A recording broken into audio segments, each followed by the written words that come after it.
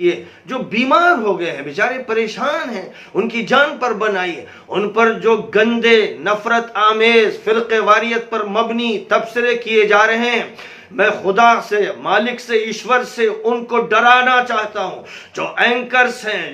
جو میڈیا کے لوگ ہیں، جو ایسے لوگوں کو مجرم کی طرح پیش کر رہے ہیں، میں انہیں ڈرانا چاہتا ہوں کہ بھگوان اور مالک اور ایشور انہیں پکڑ لے گا اور ان کے اندر یہ مرض گھس جائے گا، وہ بچ نہیں پائیں گے۔ الحمدللہ رب العالمین والصلاة والسلام علی سید المرسلین محمد وآلہ وصحبہ اجمعین۔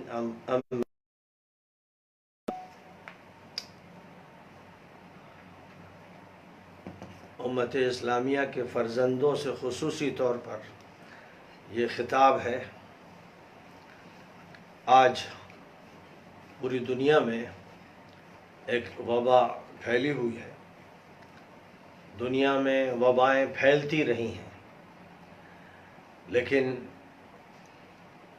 دنیا جوں جوں پھیلتی چلی گئی اور لوگوں کا ایک دوسرے سے رابطہ بڑھتا چلا گیا، یہاں تک کہ دنیا کے بارے میں یہ کہا جانے لگا کہ وہ تو ایک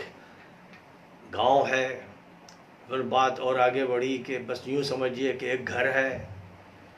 بلکہ ایک گھر ہی کیا، اب تو دنیا ایک بیڈ روم میں سمٹ گئی، ڈرائنگ روم میں سمٹ گئی۔ اب دنیا سے رابطہ آسان ہوا، اور جس ذریعے سے یہ رابطہ آسان ہوا وہ ذریعہ فضائی ہے، اس ذریعے کا تعلق ویوز سے ہے، ریس سے ہے، شعاعوں سے ہے، لہروں سے ہے۔ اور اگر لہروں پر انسانوں کے فوٹو آتے ہیں اور آوازیں آتی ہیں تو لہروں پر بہت ہی باریک ترین مخلوقات بھی دنیا کی سیر کرتی ہیں، چلتی ہیں، ادھر ادھر پھیلتی ہیں، تو جو آنکھوں سے نظر نہیں آتی اور خوردبین سے بھی مشکل سے نظر آنے والی چیزیں ہیں، وہ پھیلتی چلی جاتی ہیں، دور دراز تک جاتی ہیں۔ فضا کے ذرے جو نظر آ رہے ہیں، اگر وہ فضا میں تیر رہے ہیں اور کوئی جگہ ایسی نہیں ہے جہاں لاکھوں کروڑوں اربوں خربوں ذرے نہ ہوں، اس کا تجربہ کرنا ہے تو کسی اندھیرے کمرے میں جب دھوپ نکلے تو کسی سوراخ سے دھوپ کی جو روشنی داخل ہو رہی ہو، آپ دیکھیے اس دھار پر نگاہ ڈالیے کہ چھوٹی سی جگہ پر لاکھوں کروڑوں ذرے موجود ہیں۔ جو ذرے ہماری آنکھوں سے دکھ رہے ہیں بغیر کسی خوردبین کے، ان ذروں سے بھی چھوٹے جراثیم ہیں جو کھلی آنکھوں سے دکھ نہیں سکتے۔ تو آپ یوں سمجھ لیجئے کہ جو لاکھوں کروڑوں ذرے ہیں ان سے اوپر اربہ ارب و خربہ خرب جرثومیں ہیں۔ تو اللہ تعالیٰ نے ایسی مخلوقات پیدا فرمائی ہے، یہ تو اس کی قدرت ہے، یہ اس کی قدرت کا کمال ہے، یہ عجیب کرشمہ سازی ہے۔ ہم ناقص ہیں، کمی ہمارے اندر ہے کہ ہم بہت سی باتیں سوچ نہیں پاتے، دیکھ نہیں پاتے، احساس کر نہیں پاتے، اور چکھ نہیں پاتے، اور سونگھ نہیں پاتے، ہمارا دائرہ محدود ہے۔ تو ہمیں اس کائنات کی وسعتوں کا جو اندازہ ہوتا ہے، وہ علم جو سائنس کہلاتا ہے اور جس کا تعلق فزکس سے بھی ہے اور کیمسٹری سے بھی ہے اور بایولوجی سے بھی ہے، مختلف شعبے اس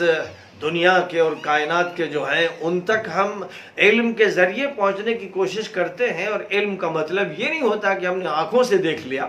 جو لوگ یہ بات کرتے ہیں کہ ہم جس چیز کو دیکھیں گے اسے مانیں گے، ان سے بڑا کوئی گدھا نہیں ہوتا۔ ہم آنکھوں سے جن چیزوں کو نہیں دیکھتے انہیں مان رہے ہیں، سائنس ہمیں منوا رہی ہے فضاؤں کے بارے میں، سیاروں کے بارے میں، کہکشاؤں کے بارے میں، ذروں کے بارے میں، جرثوموں کے بارے میں، جس کی تحقیق نہیں کر پایا ہے، نہ امریکہ کر پایا، نہ برطانیہ، نہ فرانس، نہ جرمنی، بڑے بڑے ملک دنیا کے تحقیق نہیں کر پائے ہیں کہ یہ جرثومہ کیسے پیدا ہوا ہے۔ اس کی شکلیں دکھانے کی کوشش کر رہے ہیں، لیکن حقیقت یہ ہے کہ اس بات کا ثبوت دے رہے ہیں کہ ہم جاہل ہیں، نادان ہیں، کم علم ہیں، اور گویا کہیں زبان سے یا نہ کہیں اس کا اعتراف کر رہے ہیں کہ اللہ ہی، ایشور ہی چیز کو پیدا کیا ہے، اور ذرہ اور ذرے سے بھی بے انتہا چھوٹی چیزیں اس نے پیدا فرمائی ہیں، جہاں اس کی مخلوقات کا ایسا ظہور ہوتا ہے کہ انسان بے بس ہوتا ہے، عاجز ہوتا ہے، حکومتیں بے بس ہو جاتی ہیں، فوج بے بس ہو جاتی ہے، سارے ہتھیار دھرے کے دھرے رہ جاتے ہیں، ٹیکنالوجی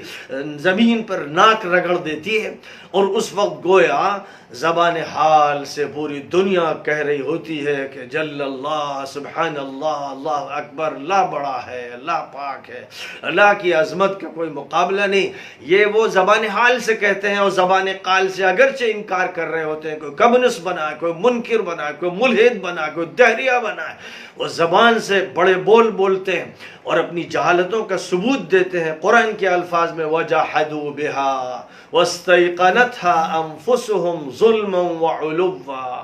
دلوں میں یقین ہے،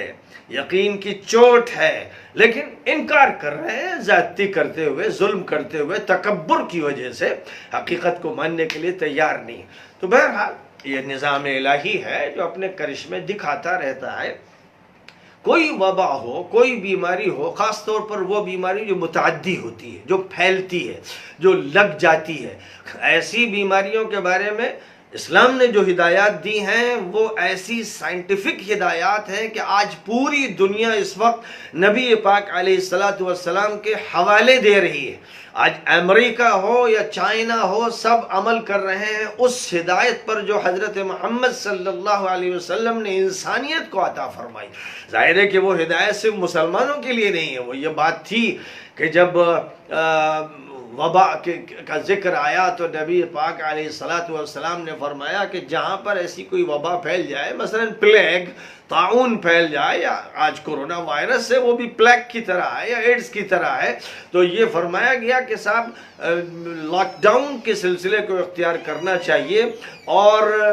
سوشل ڈسٹینسنگ ہی نہیں بلکہ اس کا اہتمام ہونا چاہیے کہ جس علاقے میں کوئی ایسی وبا پھیل گئی ہے اس علاقے کو سیل کر دیا جائے، اس علاقے سے کوئی باہر نہ نکلے تاکہ یہ بیماری پھیل نہ سکے، اور باہر والے اندر نہ جائیں تاکہ وہ بیل مجھے مار اور وہ موت کا استقبال کریں۔ یہ وہ ہدایت ہے جو نبی پاک علیہ السلام نے دی۔ آج جو ڈاکٹرز ہیں، جو سائنٹسٹ ہیں، جو بایولوجی کے ماہرین ہیں، جو باتیں کر رہے ہیں وہ نبی پاک کی غلامی میں کر رہے ہیں، وہ چاہے کہیں یا نہ کہیں، زبان سے اس کا اقرار کریں نہ کریں، لیکن بہرحال یہ ہدایت 1450 سال پہلے نبی پاک علیہ السلام نے دی تھی کہ جب ایسی صورتحال ہو تو پھر احتیاطی تدابیر کو اختیار کرنا چاہیے، اور سب سے بڑی تدبیر احتیاط کی یہ ہے کہ جس علاقے میں ایسا ہو جائے اس کا لاک ڈاؤن کیا جائے، سیل کر دیا جائے، وہاں سے کوئی نکلے نہیں اور باہر کا کوئی آدمی جائے نہیں۔ اب اس کے بعد ایسی بیماریوں سے اگر کوئی متاثر ہوتا ہے تو اس کے بارے میں بھی ایک وضاحت کی گئی کہ جو لارڈ ہے اس یونیورس کا، جو مالک ہے، خدا ہے، ایشور ہے، اللہ ہے، وہ ان کو جو ظالم ہے، ستمگر ہیں، بدماش ہیں، بگڑے ہوئے ہیں، سزا دیتا ہے۔ ان کے لیے یہ وبا سزا ہوتی ہے، عذاب ہوتا ہے، اور یہ فیصلہ اس کائنات و سنسار کا مالک کرتا ہے، کسی کے ہاتھ میں طاقت نہیں ہے کہ اس کے فیصلے کو روک دے، لہذا اس کا فیصلہ وہاں جاتا ہے جہاں اس نے طے کر دیا کہ وہ جائے گا۔ اس سے کتنا ہی انسان طریقے اختیار کر لے، بچنے کا کوئی امکان نہیں ہے جہاں تک اس کے فیصلے ہوتے ہیں۔ تو ایک طبقہ وہ ہے جس پر عذاب ہوتا ہے۔ یاد رکھیں وہ لوگ جو لارڈ کا انکار کرتے ہیں، جو بھگوان و ایشور کو نہیں مانتے ہیں،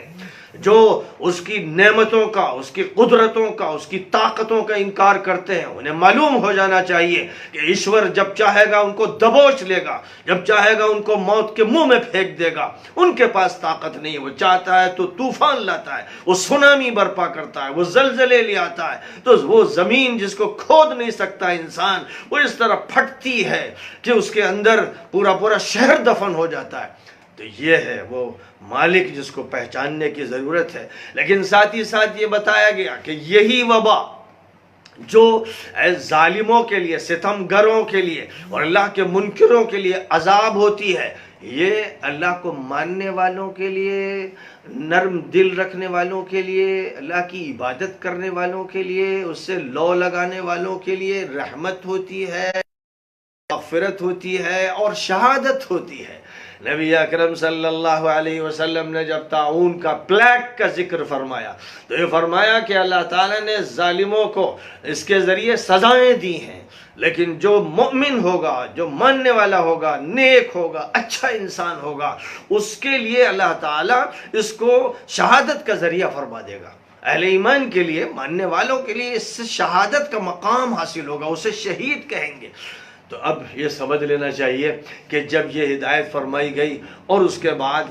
نبی اکرم صلی اللہ علیہ وسلم نے اللہ تعالیٰ ہی سے ہر موقع پر لو لگانے کا طریقہ سکھایا، جب آپ مکہ مکرمہ سے ہجرت کر کے مدینہ منورہ تشریف لائے تو مدینہ منورہ میں ایک وبا تھی،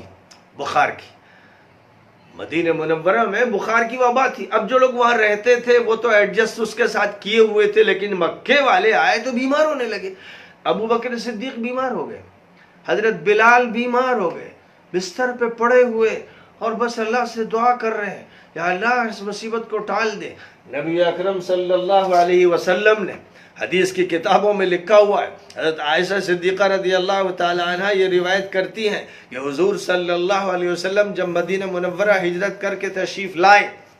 تو آپ نے اللہ تعالیٰ سے دعا کی، اے اللہ ہمیں مدینہ منورہ میں اپنی برکتیں عطا فرما، ہم پر فضل فرما، رحمت عطا فرما، اور یہاں کے بخار کی وبا کو یہاں سے ٹال دے اور جحفہ کے مقام میں منتقل کر دے۔ جحفہ ایک میدانی صحرائی قسم کا مقام تھا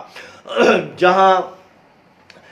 آبادی نہیں تھی، یعنی وہاں منتقل ہونے کا مطلب یہ کہ انسانوں کو کوئی نقصان نہیں پہنچنا تھا۔ تو نبی پاک علیہ السلام نے اللہ سے دعا مانگی۔ ظاہر ہے کہ کوئی اور طریقہ تو ہوتا نہیں کہ صاحب اس کو منتقل کر دیا جائے۔ آپ دیکھ رہے ہیں کہ چائنا ہار گیا، امریکہ ہار گیا، اٹلی ہار گیا، یعنی ان کے پاس یہ طاقت نہیں ہے کہ وہ اسے اٹھا کے پھینک دے۔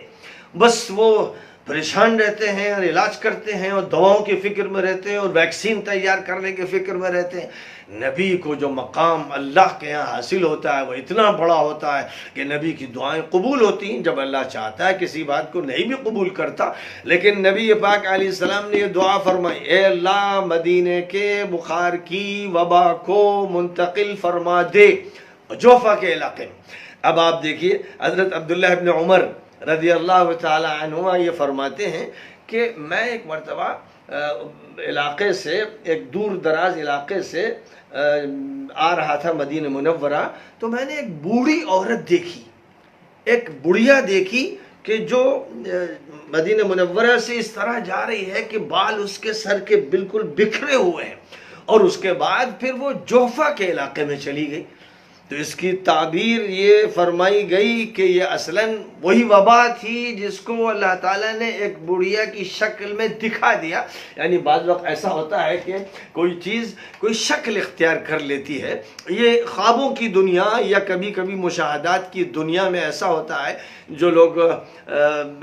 شریعت سے واقف ہیں ان کو معلوم ہونا چاہیے کہ ایک دنیا ہے مثال کی، عالم المثال کہتے ہیں اسے، اس میں کوئی چیز، کوئی وبا، کوئی اچھائی کسی نہ کسی روپ میں، کوئی روپ دھار کے سامنے آتی ہے، لیکن اصلاً وہ حقیقت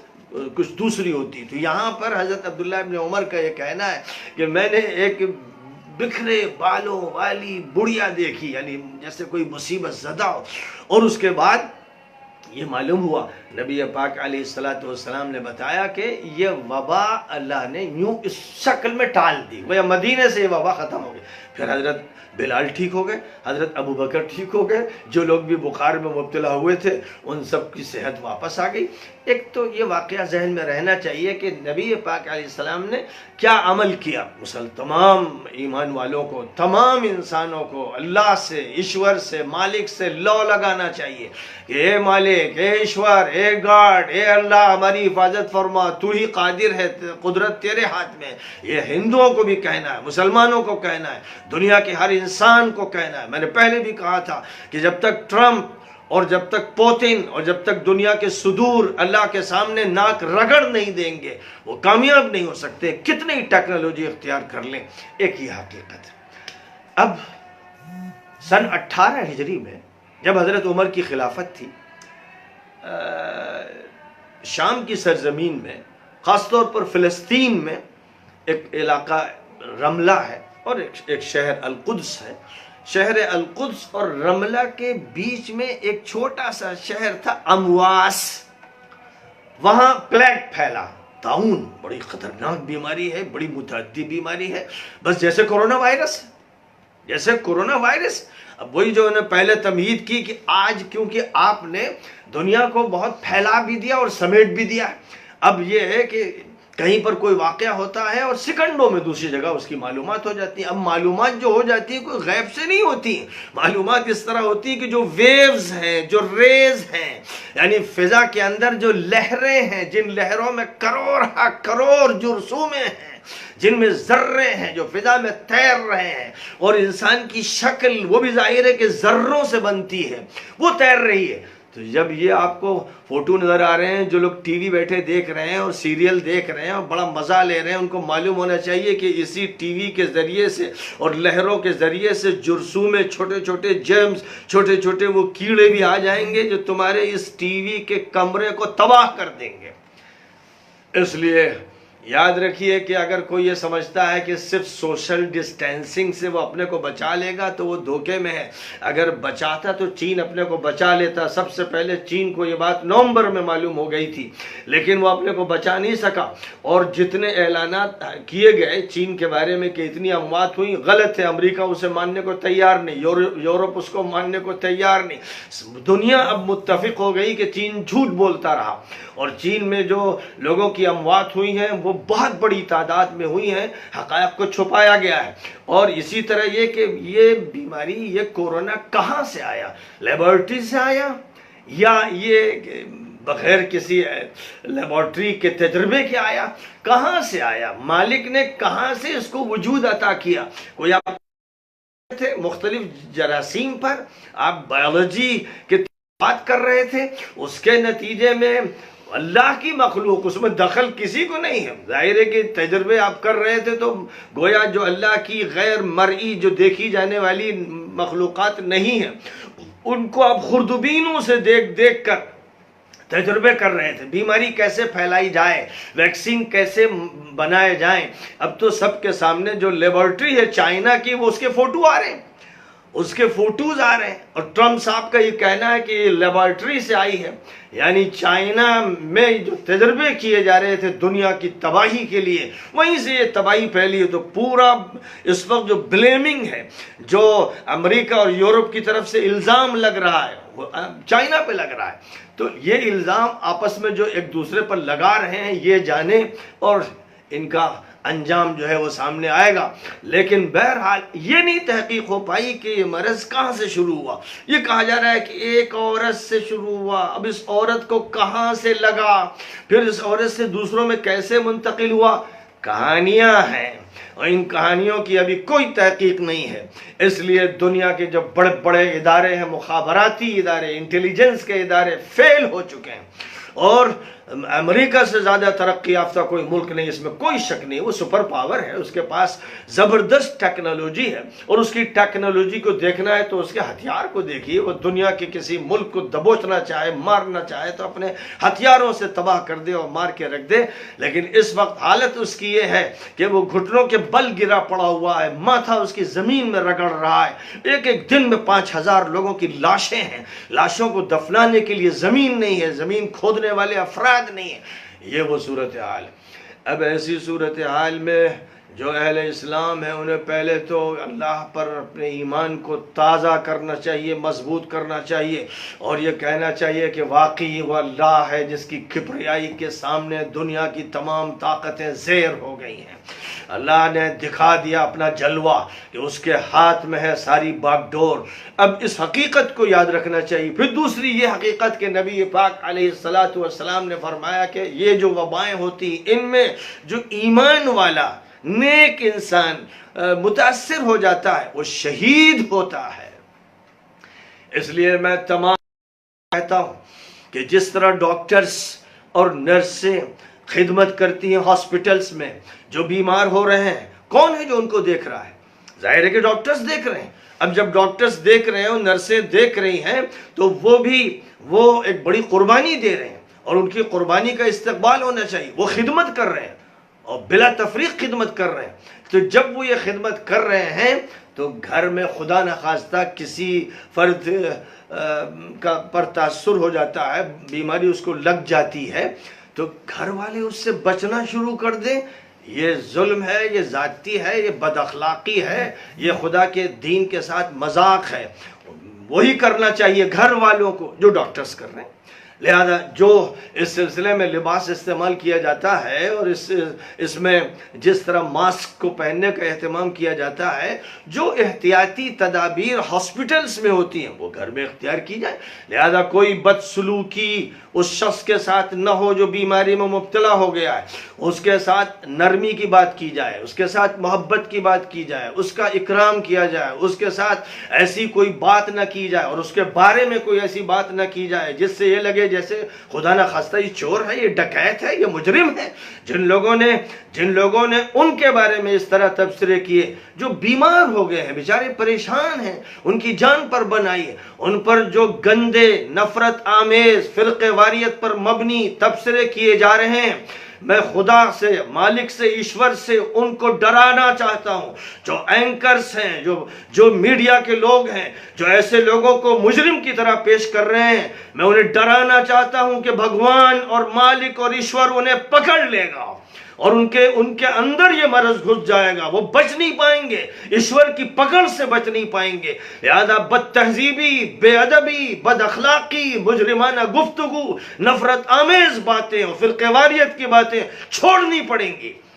انسان بننا ہوگا، مانوتا پہلے ہے، پہلے مانوتا ہے۔ میں نے کہا تھا مانوتا مذہب ہے سب سے پہلا، صحیح کہا تھا۔ کچھ لوگوں نے اس پر جاہلانہ تبصرے کیے۔ اللہ نے انسان کو بنایا ہے، انسان کو وائسرائے بنایا ہے، انسان کو نبی بنایا ہے، پہلے انسان بنایا ہے۔ انسانیت ختم ہو جائے تو پھر کچھ نہیں رہتا ہے۔ اس لیے یوں کہا جاتا ہے کہ جو اللہ نے نظام دیا وہی دین ہے، اور نظام پہلے انسانیت کا ہے۔ اس لیے اس ملک میں جو لوگ انسانیت کا قتل کر رہے ہیں اور جو بیمار ہیں، جو پریشان ہیں، جو ٹھیک سے اپنا علاج نہیں کروا پا رہے ہیں اور ان کی تلاش ہو رہی اس طرح جیسے وہ چور ہیں، چکیٹ ہیں، مجرم ہیں، یاد رکھیے کہ انسانیت کا قتل ہے، یہ مانوتا کا قتل ہے، اور اس کا مطلب ہے کہ ملک میں ویدوں کو چھوڑا جا رہا ہے، ملک یہ ہمارا گیتا سے الگ ہو رہا ہے، یہ ملک جو ہے رام اور کرشن کی تہذیب کو چھوڑ رہا ہے اور ان کے آپس کے انسانی تعلقات سے الگ ہو رہا ہے، یہ مجرموں کا، وحشیوں کا، درندوں کا ملک بنتا چلا جا رہا ہے۔ اس لیے ایک طرف یہ بات یاد رکھیے کہ جو بھی بیمار ہو وہ کہیں کبھی کیوں نہ ہو، باہر سے آیا ہو، اندر کا رہنے والا ہو، اس کے ساتھ محبت کی بات ہو، انسانیت کی بات ہو، اخلاق کی بات ہو، اس کی بیماری کو دور کرنے کی فکر ہو۔ صرف یہ نہیں کہ ہمارا یہ قانون ہے، ہمارا یہ قانون۔ تمہارا قانون کیا ہوتا ہے؟ قانون تو تمہارے لارڈ کا ہے، قانون ایشور کا ہے، قانون وہ ہے جو ویدوں میں دیا گیا تھا، قانون وہ ہے جو بائبل میں ہے، قانون وہ ہے جو قرآن میں ہے۔ اور ہم قانون جب بناتے ہیں تو ہم اس کو جب چاہتے ہیں تو بدلتے بھی ہیں۔ ظاہر ہے کہ انسان تابع ہے، وہ ایک سرونٹ ہے، سرونٹ اللہ کا پہلے ہے، پھر ملک کا سرونٹ ہے، قوم کا سرونٹ ہے۔ اس لیے یاد رکھیں مسلمان پہلے کہ خدا نخواستہ کوئی اس بیماری میں مبتلا ہو جائے تو اس کو اچھوت نہ بنائیے، اس کو اچھوت نہ بنائیے، اس کی خدمت کیجئے، اور احتیاطی تدابیر کے طور پر ڈاکٹرز اور نرسز جو لباس پہنتے ہیں آپ وہ لباس حاصل کیجئے اور آپ ماسک پہنیے، لیکن آپ بالکل ایک اچھے ڈاکٹر کی طرح، ایک اچھی نرس کی طرح اپنے گھر میں اگر کوئی شخص ہے اس کی خدمت کریں، اس کو کھانا کھلائیں، اس کو پانی پلائیں، اس کو جس چیز کی ضرورت ہو اس ضرورت پوری کریں۔ یہ تو بیماری میں کرنا ہے، یہی کیا گیا۔ کتنے صحابہ تھے جو امواس کے طاعون میں شہید ہوئے؟ حضرت ابو عبیدہ ابن الجراح شہید ہوئے، حضرت معاذ ابن جبل شہید ہوئے، حضرت فضل ابن العباس شہید ہوئے، حضرت شرحبیل ابن الحسن شہید، اور کتنے صحابہ ہیں جو شہید ہوئے۔ اور جیسے شہادت ہوتی ہے مرض کی شہادت ہو یا کسی اور طرح کی شہادت ہو، ایک وہ شہادت ہوتی ہے جو میدان جہاد میں ہوتی ہے، ایک یہ ہے، اس کو بھی شہادت کا حضور نے مقام عطا فرمایا۔ تو اب شہید تو ایسا ہے کہ اس کی عزت کی جائے، اس آنکھوں سے لگایا جائے، سر پہ بٹھایا جائے، اصل تو یہ تھا، لیکن بیماری میں تدابیر اختیار کرنی ہے۔ تو اب ان کی تدفین بڑے اعزاز کے ساتھ ہوئی، اور سب کی تدفین وہیں ہوئی۔ کہتے ہیں غور الاردن کا جو قبرستان ہے وہاں پر تدفین ہوئی، اور 1450 سال سے ان کی جو قبریں ہیں وہ زیارت گاہ خلائق بنی ہوئی ہیں، ساری دنیا وہاں جاتی ہے، ان کی زیارت کرتی ہے، تبرکات برکات حاصل کرتی ہے، ان حضرات صحابہ کرام رضی اللہ عنہم اجمعین سے اپنی نسبت اور اپنے تعلق کا اظہار کرتی ہے۔ یہ مقام ہے۔ آج جب مجھے معلوم ہوا کہ قبرستان میں بعض جگہ کسی ایسے شخص کو جو شہید ہوا کورونا وائرس کے نتیجے میں دفن نہیں کرنے دے رہے ہیں، مجھے معلوم ہوا کہ لکھنؤ کے عیش باغ میں یہ کیا گیا، مجھے معلوم ہوا کہ بمبئی میں یہ کیا گیا۔ یاد رکھیے کہ جنہوں نے یہ عمل کیا جاہل، اجڑ، مجرم، خبیث اور شیطان ہیں، جن کو جو تدفین سے روک رہے ہیں۔ خوب یاد رکھو، سائنٹیفکلی یاد رکھو، جس کا انتقال ہو گیا اس کا جرثومہ بھی مر گیا۔ انسان جب تک زندہ ہے اس کے اندر جراثیم صحت کے اور بیماری کے رہتے ہیں، جب موت آتی ہے تو پھر ان تمام جراثیم پر بھی موت آ جاتی ہے جو اس کے اندر ہوتے ہیں، پھر اس کے اندر سے بیماری نہیں پھیلتی ہے۔ یہ بات سائنٹیفکلی ثابت ہے۔ اس لیے یہ جو پروپیگنڈا ہو رہا ہے، یعنی وائرس کا کوئی شکار ہو گیا تو بیچارہ وہ پریشان حال ہو گیا، وہ اس وقت اس بات کا محتاج ہے کہ اس کے ساتھ رحم دلی کا معاملہ ہو، انسانیت اور شرافت کا معاملہ ہو، سروس اور خدمت کا معاملہ ہو، اور یہ کر رہے ہیں ہمارے ڈاکٹرز، یہ کر رہی ہیں ہماری نرسز، وہ خدمت کر رہے ہیں اور ان کا استقبال ہونا چاہیے۔ تو جب وہ یہ کر رہے ہیں جو آپ کے رشتہ دار نہیں ہیں، تو آپ کو جو رشتہ دار ہے، کسی کے باپ کو یہ مرض لگ جائے، کسی کے دادا کو لگ جائے، نانا کو لگ جائے، بیوی کو لگ جائے، نانی کو لگ جائے، تو اس کو اچھوت بنائیں گے؟ وہ مجرم اور خبیث اور مردود اور ملعون اور منحوس ہوں گے جو اپنے گھر والوں کے ساتھ، بزرگوں کے ساتھ، رشتہ داروں کے ساتھ اچھوتوں کا سلوک کریں۔ یہ قرآن کے خلاف، حدیث کے خلاف، نبی کے خلاف، اخلاق کے خلاف، انسانیت کے خلاف ایک مجرمانہ عمل ہے۔ مریض ہو تب بھی خدمت کرنا ہے اور احتیاطی تدبیر اختیار کرنا ہے۔ یعنی احتیاطی تدبیر کا مطلب نہیں سوشل ڈسٹینسنگ وہاں نہیں ہوگی، وہاں یہ ہوگا کہ ڈاکٹر کا لباس اور نرس کا لباس استعمال کر کے آپ کام کریں گے، خدمت کریں گے، جیسے خدمت ہاسپٹل میں ہو رہی ہے، گھر میں، کسی اور جگہ پر، جہاں بھی کوئی شخص ہے جو بیمار ہے، اس بیمار کی خدمت کرنا فرض ہے، اس بیمار کے ساتھ اچھا سلوک لازمی ہے، اور اس کا انتقال ہو جائے تو وہ شہید ہے۔ جب وہ شہید ہو گیا تو شہید سے ایسی نفرت کہ اس کو اچھوت بنا رہے ہو کہ ہم قبرستان میں دفن ہونے نہیں دیں گے۔ یاد رکھیں، میں ڈراتا ہوں اللہ سے ایسے مجرموں کو کہ کہیں خدا تعالیٰ ان پر آسمان سے بجلی نہ گرا دے، کہیں ایسا نہ ہو کہ وہ جب کسی کی لاش روک رہے ہوں تو انہی کی لاشیں وہاں تیار ہو جائیں اور پھر ان کو وہاں پر کوئی گناہ نہ ملے۔ اس لیے توبہ کریں ایسے مجرم، ایسے ظالم، ایسے خبیث النفس انسان جو کسی کی تدفین کے لیے رکاوٹ بنتے ہیں کہ ہم قبرستان میں اس شہید کو دفن نہیں ہونے دیں گے۔ نبی جس کو شہید کہہ رہے ہیں، آج کے مجرم اس کو اچھوت کہہ رہے ہیں۔ یہ وہ حقیقت ہے جس کو برملا بیان کرنے کی ضرورت ہے۔ مجھے افسوس ہوتا ہے کہ ہمارے علماء کرام صرف بس وہ ہدایت تو لے لیتے ہیں کہ بھئی دور رہو، بچو، اس کو لپیٹ دیا، نہلا دو، یوں کر دو، اوپر ہی سے پانی ڈال دو۔ ارے بھائی، جب وہ بیمار، جب وہ مر گیا، انتقال ہو گیا، اس کی بیماری نہیں پھیلنے والی۔ آپ اس کو غسل بھی دے سکتے ہیں، جیسے ڈاکٹرز مریض کے ساتھ معاملہ کرتا ہے، نرس مریض کے ساتھ معاملہ کرتی ہے جب وہ زندہ ہے، جب مرض اس کے اندر سے چھینک سے پھیل سکتا ہے، ہو سکتا ہے اس کی سانس سے پھیل جائے، لیکن جب سانسیں رک گئیں، نبض رک گئی، دماغ رک گیا، دل کی دھڑکنیں رک گئیں، پورا نظام رک گیا، اب اس کا جسم جو ہے وہ جراثیم کا اڈا نہیں رہ گیا ہے۔ اس لیے اس کے ساتھ جو معاملہ صحابہ کے ساتھ کیا گیا تھا امواس میں، وہ معاملہ ہونا چاہیے۔ علماء کو یہ کہنا چاہیے کہ جو معاملہ ابو عبیدہ ابن الجراح کے ساتھ ہوا، معاذ ابن جبل کے ساتھ ہوا، فضل ابن العباس کے ساتھ ہوا اور دیگر صحابہ کے ساتھ ہوا، وہ معاملہ جو تھا وہی کیا جائے گا، کیونکہ جو پلیگ کا اور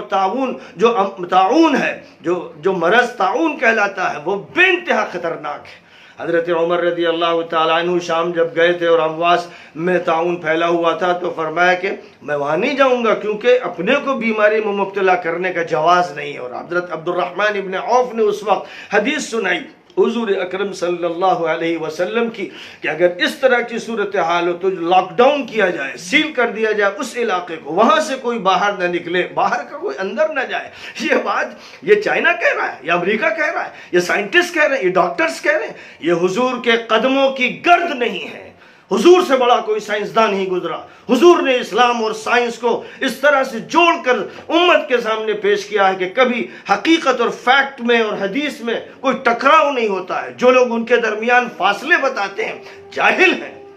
اس لیے اس وقت ضرورت اس بات کی تھی جو بدسلوکی ہو رہی ہے شہداء کے ساتھ، جو بدسلوکی ہو رہی ہے شہداء کے ساتھ، یعنی جس کی موت کسی وبا میں ہو جائے، وہ بیمار ہوا بیچارہ، مصیبتیں اس نے جھیلی اور اس کے بعد پھر اس کی موت ہو گئی، اور اس موت کو نبی کہتے ہیں کہ شہادت ہے، یعنی اللہ کہہ رہا ہے کہ شہادت ہے، نبی کہہ رہے ہیں کہ شہادت ہے۔ تو یہ مجرم و خبیث کہاں سے پیدا ہوئے؟ یہ شیطان کے چیلے کہاں سے آ گئے جو قبرستان میں تدفین سے روکنے کا کام کر رہے ہیں؟ اس لیے علماء سے بھی میں درخواست کروں گا کہ امواس کے، طاعون کے، شہداء کے حالات کو سامنے رکھ کر بات کریں۔ جو بات کرنی ہے وہ صرف اس بنیاد پر بات نہ کریں کہ ان کو سبق کیا پڑھا دیا گیا اور کیا رٹا دیا گیا۔ ہمارے پاس جو تعلیمات ہیں وہ سائنٹیفک تعلیمات ہیں، میڈیکل تعلیمات ہیں، فزیکل تعلیمات ہیں، کیمیکل تعلیمات ہیں۔ ہمارے پاس اس دنیا کے لیے گائیڈنس ہے، ہمارے پاس ہدایت نامہ ہے، ہمیں اس پر فخر ہے، اعتماد ہے۔ اب اس فخر و اعتماد کو فراموش کر کے جو لوگ بھی عمل کر رہے ہیں، یعنی ایک طرف جو عمل وہ لوگ کر رہے ہیں جو میڈیا میں زہر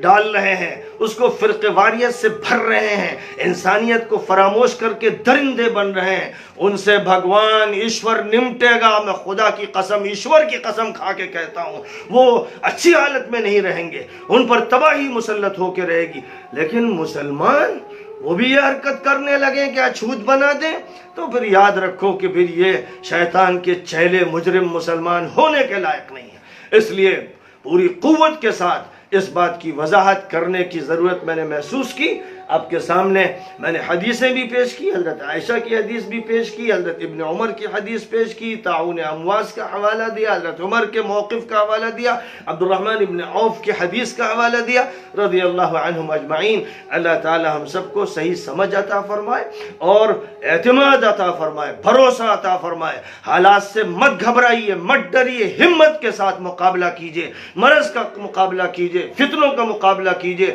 فرقہ واریت کا مقابلہ کیجئے۔ ہم نے اس ملک میں امن و سلامتی کے درخت لگائے ہیں، ہم نے اس ملک کو باغیچہ بنایا ہے۔ اگر کوئی اس ملک کو ویران کرنا چاہے گا تو ہم اس کے مقابلے کے لیے میدان میں آ جائیں گے۔ اس لیے یہ بات سب کو معلوم ہونی چاہیے اور پوری بلند ہمتی کے ساتھ اس ملک کے لیے، قوم کے لیے، دنیا کے تمام انسانوں کے لیے خیر کا پیغمبر بن جانا چاہیے، خیر کا میسنجر بن جانا چاہیے کہ ہم کسی برائی کو چلنے نہیں دیں۔ وآخر دعوانا ان الحمد للہ رب